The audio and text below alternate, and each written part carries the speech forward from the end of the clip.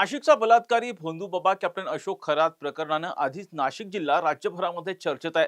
कारण याच भोंदूबाबाने अनेक महिलांचं ज्योतिष पाहण्याच्या नावाखाली, त्याचबरोबर त्यांचं जीवनामध्ये प्रगती करण्याच्या नावाखाली त्यांचं आर्थिक शोषण केलेलं होतं, त्याचबरोबर त्यांचं शारीरिक देखील शोषण केलेलं होतं. याच नाशिक जिल्ह्यातून आणखी एक अतिशय धक्कादायक घटना पुढे आलेली आहे आणि ती घटना सुद्धा भोंदूगिरीची आहे. 21व्या शतकात आपण कितीही प्रगती केली तरीही अंधश्रद्धेचं भूत अजूनही समाजाच्या मानगुटीवरून उतरायला तयारच नाहीये. नाशिक जिल्ह्यातून अंधश्रद्धा आणि महिला शोषणाची एक हादरवून टाकणारी घटनाच आता समोर आली आहे.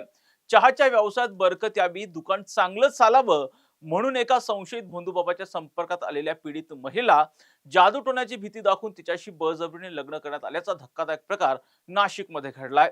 एवढंच नाही तर या भोंदूबाबानं पीडितेच्या घरातच जादू टोण्याचा आणि अंधश्रद्धेचा दरबारच मांडला होता.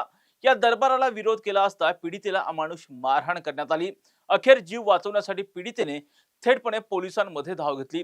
पाहूयात हा संपूर्ण धक्कादायक प्रकार नेमका काय या व्हिडिओच्या माध्यमातून. नमस्कार, मी राजरत्न जोंधे आणि तुम्ही पाहताय टॉप न्यूज मराठी. नाशिकचा बलात्कारी भोंदूबाबा कॅप्टन अशोक खरात प्रकरणानं आधीच नाशिक जिल्हा राज्यभरामध्ये चर्चेत आहे.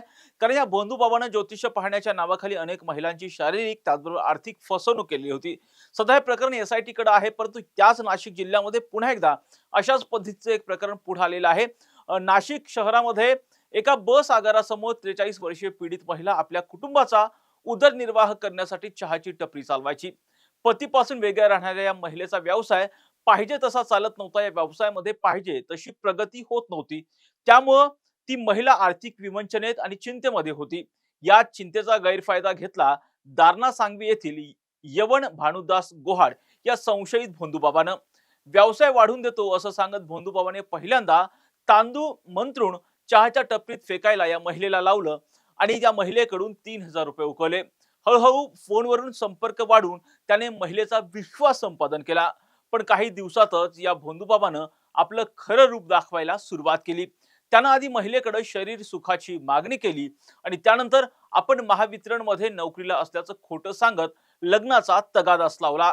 पीडितेने नकार दिला तेव्हा त्याने तुझ्यावर जादूटोणा करून तुला संपवून टाकील अशी भयंकर धमकीच या महिलेला दिली. या भीतीपोटी 6 सप्टेंबर 2023 रोजी घारपुरे घाटावरील एका संस्थेत या दोघांचं लग्न झालं. लग्नानंतर हा भोंदूबाबा पीडितेसोबत मखमलाबाद भागात राहू लागला. पण त्याची भोंदूगिरी इथेही थांबलेली नव्हती. इथेही या भोंदूबाबाची भोंदूगिरी ही चालूच होती. लोकांच्या अडीअडचणी सोडवण्याच्या बहाण्याने त्याने स्वतःच्याच घरात जादूटोण्याचा दरबार भरवायला सुरुवात केली.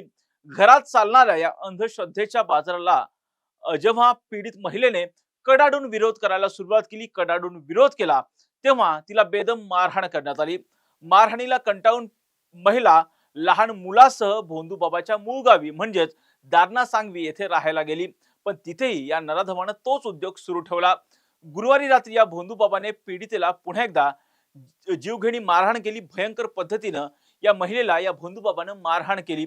अखेर जीवाच्या भीतीनं ही महिला रात्रीच घराबाहेर पडली. तिने थेटपणे पोलिसांना 112 क्रमांकावर फोन करून संपर्क साधत मदत मागितली. सायखेडा पोलिसांनी तात्काळ घटनास्थळी धाव घेत पीडितेची सुटका केली.